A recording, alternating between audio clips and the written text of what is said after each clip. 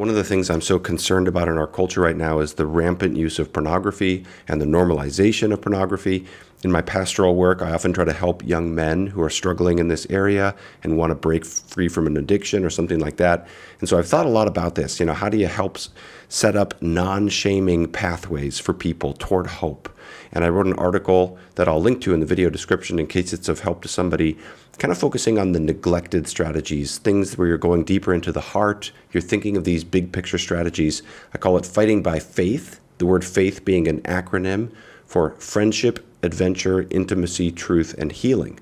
Because it's like friendship or adventure. There's lots of things like this where I think we are not as aware of how things like loneliness and boredom and listlessness are a big factor in this whole topic.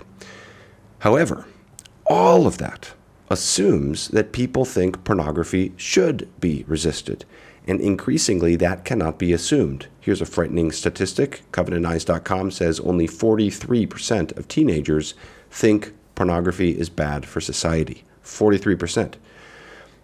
Even among older, more conservative people, you often find this much softer stance about pornography these days. For example, Matt Fradd recently had a vigorous debate about this with Dennis Prager. I want to show you a portion of that now, and then in this video offer my response. Suppose a man says, I view animated child porn. So there's no real victim in that sense of child pornography, which we both agree is horrendous. And by viewing animated child porn, it prevents me from acting out sexually on a child. Now, I deny that. I think that pornography inflames us to then want to act those fantasies out, and I think there's good studies that back that up. But surely you wouldn't say to the man who views animated child pornography, that's not bad so long as you don't act it out. Wouldn't you want to help this poor sick dude? Yes, I would, but I'm thrilled that he's not acting it out. I mean, agreed. Okay, of course. Well, that's big. Yeah. We're both thrilled that he might have a poor substitute, but it is a substitute if that were the case. No child is being used. Yeah. It's all animated. Yeah. And he but would you use the word evil of animated child pornography? Because I certainly would. No, I would use evil only with behavior. That's where we might differ, forgetting the sex issue. You can't be evil. You didn't do evil if you thought evil. You did evil if I'm if you committed. masturbating to animated pictures of pornography, I'm not doing something evil. That's correct. Yeah, I think that's despicable. Yeah. Really? Yes, of course. Here I want to offer 3 reasons why I think Matt Fradd is right to stand against pornography as an evil thing. And the goal here is not to condemn anyone who struggles with pornography. There is healing, hope, forgiveness, restoration in the gospel of Jesus Christ. This is my great emphasis as a pastor, and I love communicating this to people. I'll put it simply here right before I dive in. Bear with me. This is a good reminder if you believe in this already, and if you don't, you can consider it. Just as Christ rose out of the tomb, you can change. Jesus died and rose again. That is the paradigm for what happens to you when you place your faith in him. You die to one way of living, and you rise to another. Basically, your identity changes at the most interior level possible. You become united to Christ. And so his resurrection becomes your new paradigm for your life. It's like light flooding into darkness. The gospel changes you at the most deep place in your soul. And so there is forgiveness and change that is possible for everyone. Nothing is beyond the hope of the gospel. So I want to be clear about that. However, we can't overcome a sin if we stop even thinking of it as a sin, right? It's one thing if you miss the target and you keep aiming, but it's another thing if you just take the target off the wall and don't even think you should be aiming for it anymore. That is a major problem in our society right now. And it seems it's trending more in that way. So I'm so burdened about this. I think this is an issue we need to come together on, whatever our other differences might be, and just say, this is clear. We need to stand for this, that pornography is bad for our society, and we need to stand against it. I'll give 3 reasons why in this video. Number 1 is watching pornography is harmful to the person who is viewing it. Especially habitual porn use is a kind of formative experience. It shapes you and how you think about your own sexuality, that of others, how you relate to other people. It's very sobering to think about this, but think of it as almost a form of catechesis or teaching. It's sort of training you to think in certain ways. And there's a huge amount of sociology backing this up, that basically pornography generally does not function as a substitute for sexual misbehavior, but as a pathway toward it. So when Dennis Prager is talking about child porn and he immediately goes to, well, at least they're not acting out on it, I think there's a concern I have about naivety here. This is like saying, oh, well, that school is indoctrinating children in racist ideologies. Well, at least they're not teaching them how to act in racist ways. It's like, what? The indoctrination is going to contribute to the behavior. So that's bad too, right? And I think even Dennis Prager understands that on some level, because he tells this story in their discussion. They were both attracted. It was not the first date, and they kissed. That's all they did. They kissed. And in the midst of the kiss, he grabbed her neck. Oh. Like this. And even me, Mr. Open, was taken aback. And so was she. To her credit, when she took his hand away, she said either then or later that evening or later another time, why did you do that? And he, to his credit, was open enough to say, I thought you would like it. That's what I see on the internet. That's a bad thing.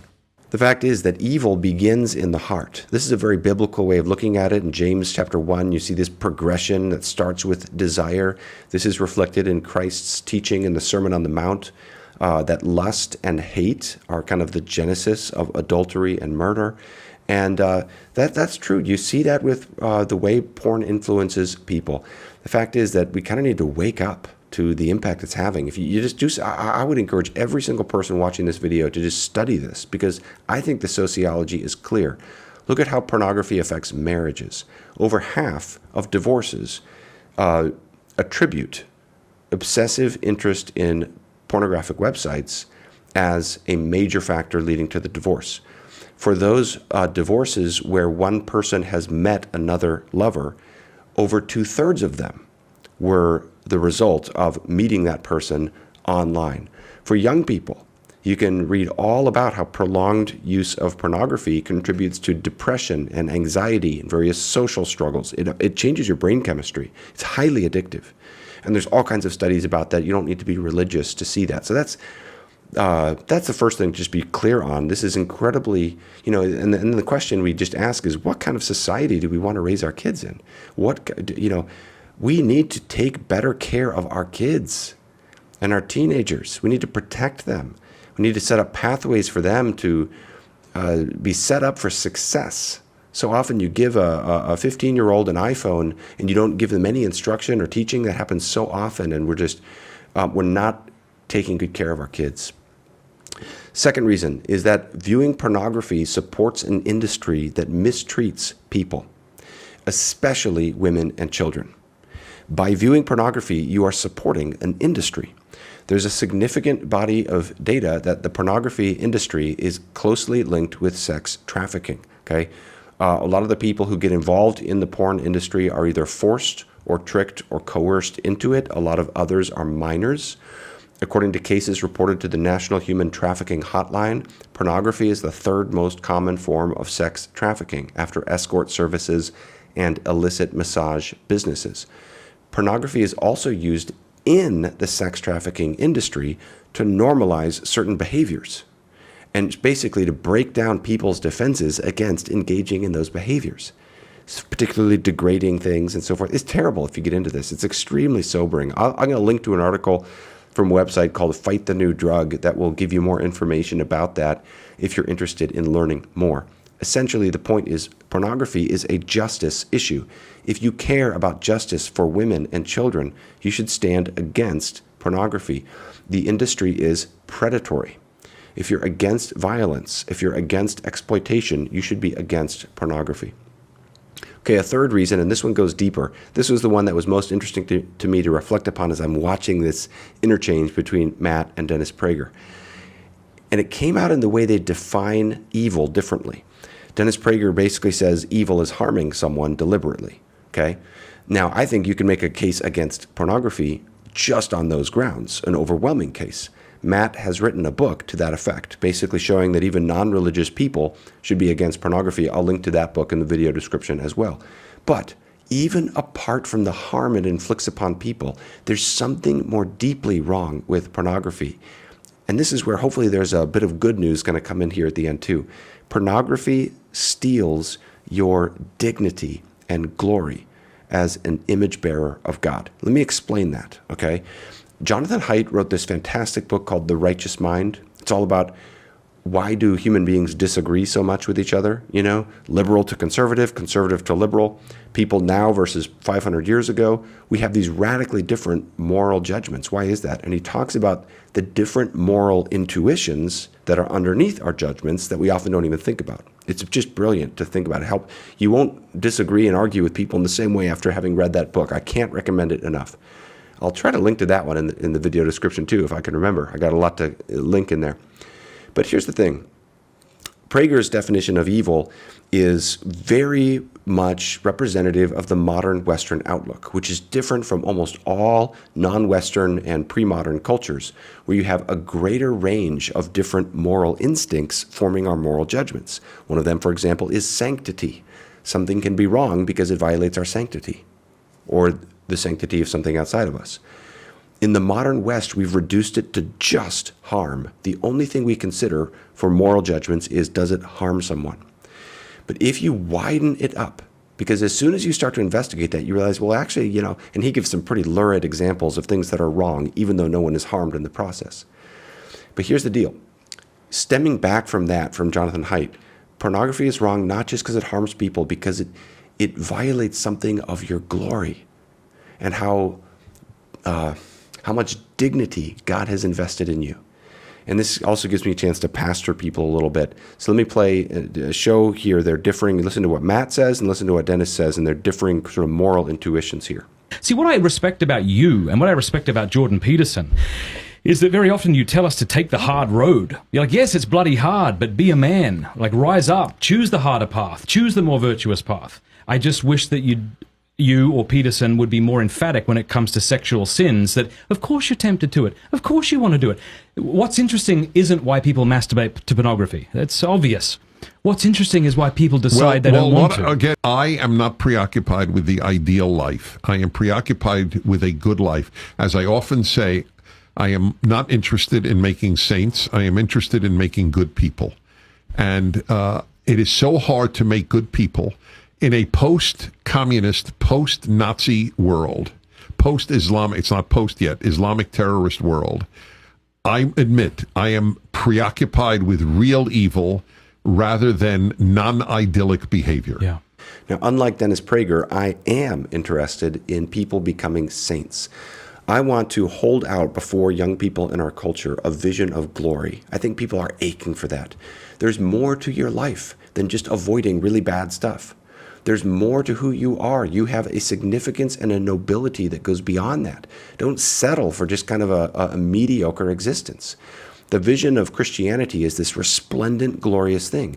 It says you are made in the image of God and you can become a saint. You can become something glorious and resplendent. And, and that's the hard calling. Matt talks about, you got to take up your cross and die. It's hard. Yeah. It's beyond anything you can possibly imagine and how hard it is, but it's worth it. And here's the thing, just to say in conclusion. My dad wrote this fantastic book about pornography. It's called The Death of Porn, Men of Integrity Building a World of Nobility. This is a book that will not shame people. It's written in the spirit of letters from a father to his son, basically saying you are royalty. And there's biblical theological reasons for thinking of the motif of being in the image of God as being royalty. I've gone into that in an article I wrote once. Let's not get into the reasons why, but the point is there's a royalty to human beings because you're made in the image of God.